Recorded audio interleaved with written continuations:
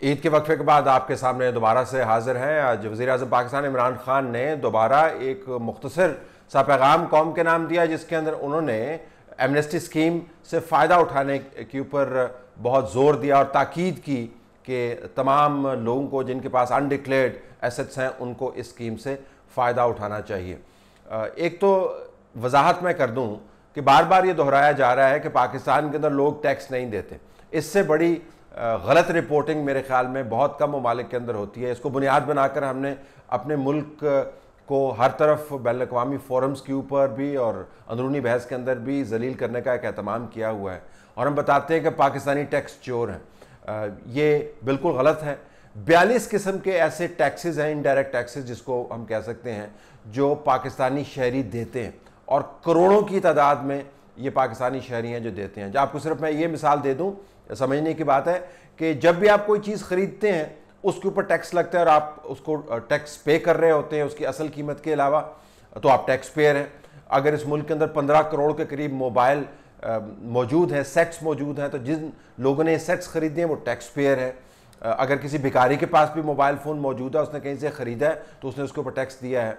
दवाइयों से लेकर बच्चों की स्कूलों की फ़ीसों से लेकर हॉस्पिटल से लेकर कफन तक ख़रीदने के ऊपर इस मुल्क के अंदर टैक्स लगा हुआ है। बिजली के बिलों के अंदर आप पाकिस्तान टेलीविज़न को सस्टेन करने का बंदोबस्त करते हैं। आपके घर में बेशक टीवी हो या ना हो, आप उसके ऊपर टैक्स अदा करते हैं। तो 42 किस्म के टैक्सेस पाकिस्तानी देते हैं, तभी तो रियासत का इंतज़ाम चल रहा है। अब ये जो बात करते हैं कि टैक्स नहीं देते, ये कहते हैं कि ये वो लोग हैं जिन्होंने अपने आप को रजिस्टर नहीं करवाया हुआ, फाइलर्स नहीं है। यानी रियासत आपको ये कह रही है कि अपने 42 किस्म के तो टैक्स आपसे लेकर अपनी जेब में डाल रहे हैं, लेकिन हमें अब वो टैक्स चाहिए जो बराह रास्त हमारी जेब के अंदर जाएँ, ताकि हमने जो काम करना है वो करें। और करना क्या है, मज़ीद कर्जे लेकर आपने पाकिस्तान चलाना है और फिर आपने उन जगहों पर ये पैसे खर्च करने हैं जिसका अवाम की फलाह से कोई ताल्लुक़ नहीं है। तो एक तो इसकी वजाहत हो जानी चाहिए कि पाकिस्तानी टैक्स जो है वो देते हैं, 42 किस्म के टैक्स देते हैं, और ये सबसे बड़ा झूठ है कि पाकिस्तानी टैक्स नहीं देते। जो बराह रास्त वैसे टैक्स देते हैं उनमें अगर आप वज़ीर-ए-आज़म इमरान खान जो बार बार टैक्स की बात करते हैं, उनके टैक्स अगर आप देख लें तो शर्मिंदगी से सर झुक जाता है। अब ये मामला नवाज शरीफ और जरदारी का नहीं है। जो मुल्क का वज़ीर-ए-आज़म है उससे पूछना चाहिए कि रोज़ाना आप जो ताकीद कर रहे हैं लोगों को टैक्स दें, अब खुद टैक्स कितना देते हैं?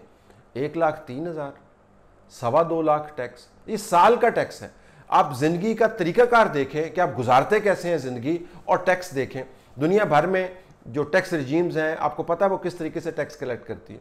मसलन अगर कोई बंदा कहता है जी कि मैं तो इतनी मेरी आमदन है तो मैं तो इससे ज़्यादा टैक्स नहीं दे सकता, तो वो आपको कहेंगे कि आप अपना लाइफस्टाइल जस्टिफाई करें। ये आपने घड़ी पहनी हुई है राडो की, ज़रा जस्टिफाई करें आपने कहाँ से ख़रीदी है। आपके घर में स्विमिंग पूल है, जस्टिफाई करें कि आप किस तरीके से सस्टेन करते हैं। आपके 3 कुत्ते हैं जिनकी फूड जो है महीने की 2.25 लाख आती है, जस्टिफाई करें किस तरीके से पे करते हैं। आप के घर में 6 मुलाजम हैं, जस्टिफाई करें किस तरह। तो ज़रा जस्टिफाई करें ना कि 1,03,000 रुपये टैक्स देकर आप ऐसी पूरे साइज ज़िंदगी कैसे गुजारते हैं। तो गुजारिश ये है कि लोगों से टैक्स मांगने से पहले ज़रा अपने गिरबान के अंदर झांक लें, और इर्द गिर्द जो लोग बैठे हुए हैं उसमें जर्नैल हैं, उसमें जज हैं, उसमें पार्लियामेंटेरियंस हैं, और जो बड़े बड़े लोग आपके साथ बैठे हैं उनसे तो पूछे वो टैक्स कितना देते हैं। बहरहाल इसके बावजूद कि उनसे नहीं पूछा जाएगा, टैक्स का बोझ आपके ऊपर ही पड़ेगा। अब वापस आ जाए टैक्स एमनेस्टी स्कीम के ऊपर। इमरान खान साहब ने बहुत जोर दिया है और बार बार आपको याद दिलाया कि पाकिस्तान की जो बका है वो टैक्स एमनेस्टी स्कीम के साथ है। मैं सिर्फ याद दहानी के लिए उनके अपने ट्वीट्स एमनेस्टी के बारे में आपके सामने रख देता हूँ, आप ख़ुद भी उसको देख लें। आपको पता चल जाएगा कि टैक्स एमनेस्टी जो इस वक्त कौम की बका का मामला बना दिया गया, और बार बार वज़ीर-ए-आज़म 2-2 अढ़ाई मिनट के मैसेज आके करते हैं और बताते हैं कि इसके अलावा काम नहीं चल सकता। उसके ऊपर इनका पॉइंट ऑफ व्यू क्या था? पहला ट्वीट है, PTI rejects yet another amnesty scheme which is one more brazen attempt by Abbasi to save criminals. मुजरमों को बचाने के लिए खाकान बासी साहब ने एक तरीक़ाकार इख्तियार किया जिसका नाम एमनेस्टी स्कीम था।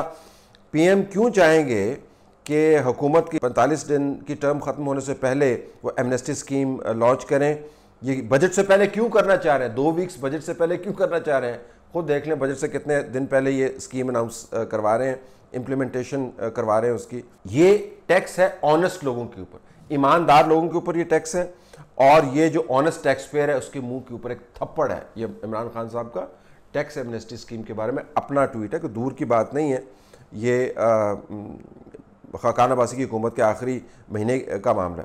अगला, इसहाक डार ने क्या कहा था टैक्स एमनेस्टी स्कीम के बारे में जब वो अपोजिशन में थे, और अभी इन्होंने क्या किया है। ये वो हुकूमत है जिसकी कोई क्रेडिबिलिटी नहीं है। इसहाक डार ने चूँकि खुद तनकीद की थी एमनेस्टी के ऊपर और फिर आके एमनेस्टी स्कीम अनाउंस कर दी थी, तो इमरान खान उनको रिमाइंड करवा रहे हैं, बिल्कुल वैसे ही जिस तरह हम इमरान खान को रिमाइंड करवा रहे हैं कि उन्होंने टैक्स एमनेस्टी स्कीम के बारे में क्या कहा था।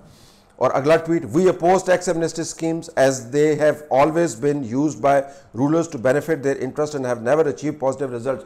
हमेशा हुक्मरानों ने अपने मफादात के तहफ़्फ़ुज़ के लिए ये टैक्स एमनेस्टी स्कीम्स लॉन्च की हैं और इसका आवाम को कभी कोई फ़ायदा नहीं हुआ।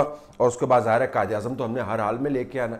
कायद-ए-आज़म का कोई तल्लुक़ वास्ता हो या ना हो, जहाँ पे फिट बैठता है कायद-ए-आज़म हमने उनको बिल्कुल लेके आना है। कायद-ए-आज़म के विजन से हम बिल्कुल हट गए हैं।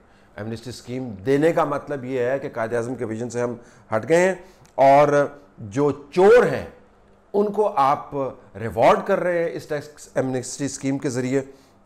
ये भी लिखा गया कि जो बदमाश लोग हैं, जो क्रिमिनल्स हैं, जिन्होंने ब्लैक से पैसा बनाया है, उनको आप रिवार्ड करते हैं, आपको शर्म आनी चाहिए। और ये कहा कि अगर आपने ये टैक्स एमनेस्टी स्कीम बनाई तो हम इसको सुप्रीम कोर्ट के अंदर चैलेंज करेंगे।